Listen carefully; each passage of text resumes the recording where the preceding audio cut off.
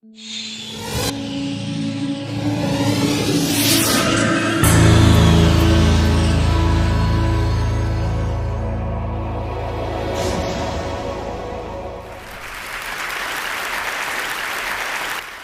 March 14 this year, I post this poster on Facebook. This is an image of me and my daughter holding the Israeli flag. I will try to explain you about the context of why and when I post it. A few days ago, I was sitting, waiting on the line at the grocery store, and the owner and one of the clients were talking to each other, and the owner was explaining to the client that we're going to get 10,000 missiles on Israel. And the client was saying, no, it's 10,000 a day. This is the context. This is where we are now in Israel. We have this war with Iran coming for 10 years now, and we have people, afraid.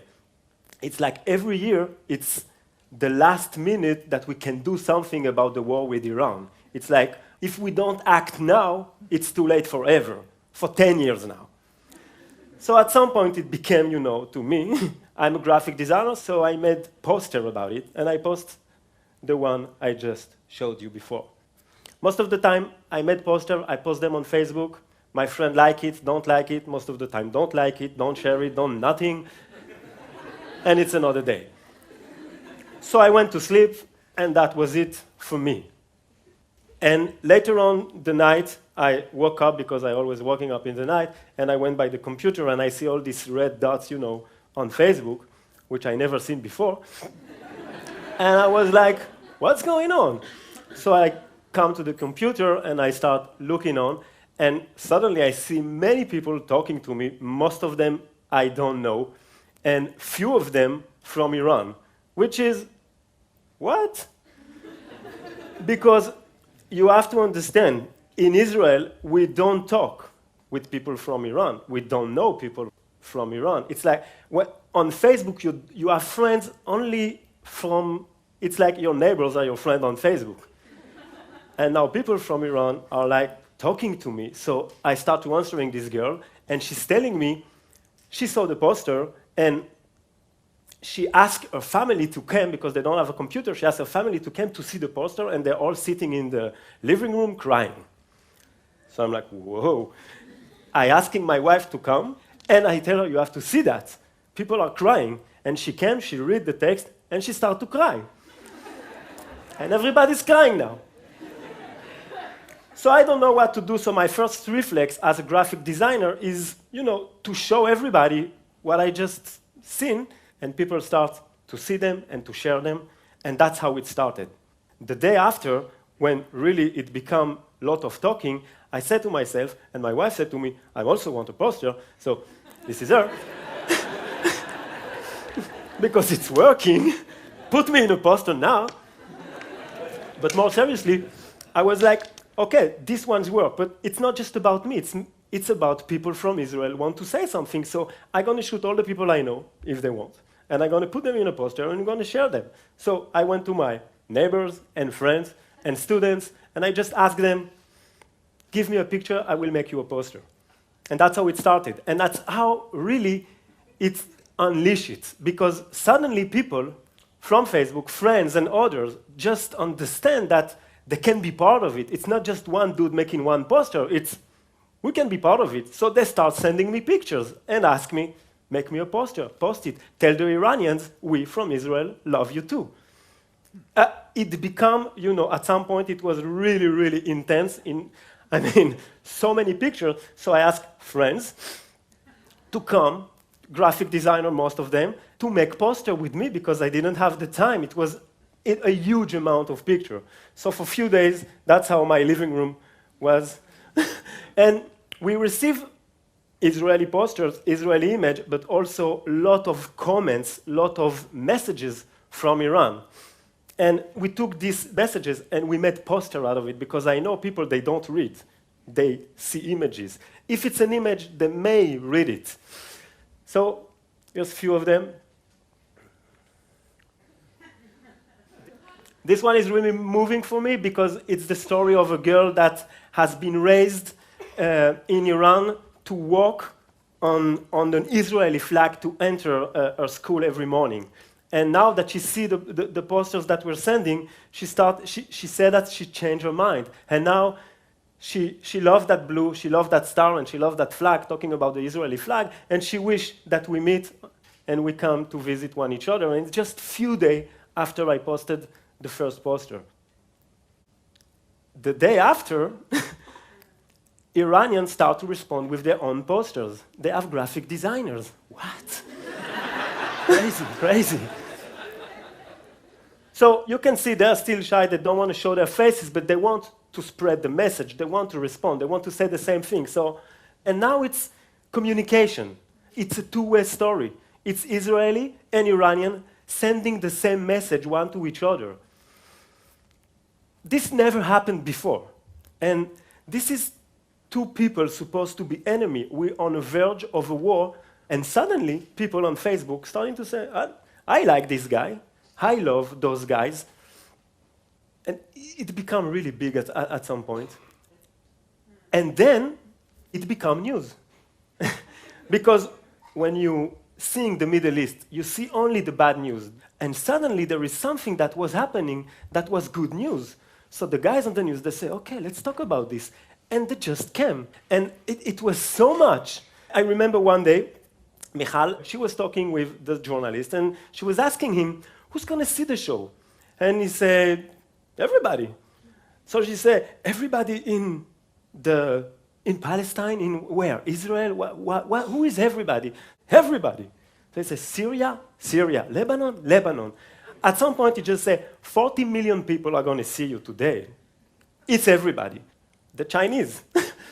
And we were just at the beginning of the story. Something crazy also happened every time a country start talking about it, like Germany, America, wherever, a page on Facebook pop up with the same logo, with the same stories. So at the beginning, we had Iran Love Israel, which is an Irani sitting in Tehran, say, okay, Israel loves Iran. I give you Iran Love Israel. You have Palestine Love Israel. You have Lebanon that just a few days ago. And this whole list of pages on Facebook dedicated to the same message, to people sending their love one to each other. The moment I really understand that something was happening, a friend of mine told me, Google the word Israel. And those were the first images on those days that pop-ups from Google when you were typing Israel or Iran. We really change how people sees the Middle East, because you're not in the Middle East, you're somewhere over there, and then you want to see the Middle East, so you go on Google and you say Israel, and they give you the bad stuff. And for a few days, you got those images. Today, the Israel Loves Iran page is this number, 80,000. And 2 million people last week went on the page and share, like, I don't know, comment one of the photos. So for 5 months now, that's what we're doing. Me, Michal, few of my friends are just making images. We're showing a new reality by just making images, because that's how the world perceives us. They see images of us, and they see bad images. So we're working on making good images. End of story. Look at this one. This is the Iran Love Israel page. This is not the Israel Love Iran. This is not my page. This is a guy in Tehran on the day of remembrance of the Israeli fallen soldier, putting an image of an Israeli soldier on his page. This is the enemy. What? And it's going both ways. It's like we're showing respect one to each other. And we're understanding. And you show compassion. And you become friends. And at some point, you become friend on Facebook, and you become friend in life. You can go and travel and meet people. And I was in Munich a few weeks ago. I went there to open an exposition about Iran, And I meet there with people from the page that told me, okay, you're going to be in Europe, I'm coming. I'm coming from France, from Holland, from Germany, of course, and from Israel, people came. And we just met there for the first time in real life. I met with people that are supposed to be my enemies for the first time. And we just shake hands and have a coffee and a nice discussion, and we talk about food and basketball. And that was the end of it. Remember that image from the beginning? At some point, we meet in real life, and we become friends. And it goes the other way around. Some girl that we met on Facebook, never been in Israel, born and raised in Iran, live in Germany, afraid of Israeli because of what she know about us, decide after a few months of talking on the internet with some Israeli to come in Israel. And she get on the plane and arrive at Ben Gurion and say, okay, not that a big deal. So a few weeks ago, the stress is getting higher, so we start this new campaign called Not Ready to Die in Your War. I mean, it's plus minus the same message, but we wanted really to add some aggressivity to it. And again, something amazing happened, something that we didn't have on the first wave of the campaign. Now people from Iran, the same one who were shy at the first campaign and just send, you know, their foot and have their faces, now they're sending their faces and they say, okay, no problem, we're into it, we are with you. Just read where those guys are from. And for every guy from Israel, you got someone from Iran.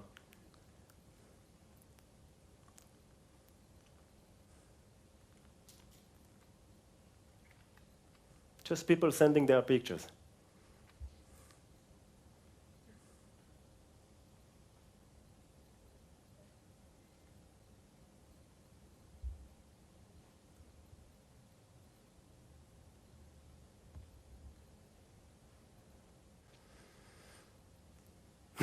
Crazy, yes?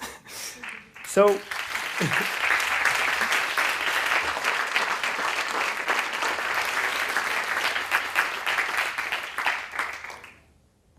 so you may ask yourself, who is this dude? My name is Ronnie Edry, and I'm 41. I'm an Israeli. I'm a father of two. I'm a husband. And I'm a graphic designer. I'm teaching graphic design. And I'm not that naive, because a lot of the time I've been asked, many times I've been asked, yeah, but this is really naive, sending flowers over. I mean, I was in the army. I was in the paratroopers for 3 years. And I know how it looks from the ground. I know how it can look really bad. So to me, this is the courageous thing to do, to try to reach the other side before it's too late. Because when it's going to be too late, it's going to be too late. And sometimes war is inevitable. Sometimes. But maybe doing an effort, we can avoid it. Maybe as people, because especially in Israel, we're in a democracy. We have the freedom of speech.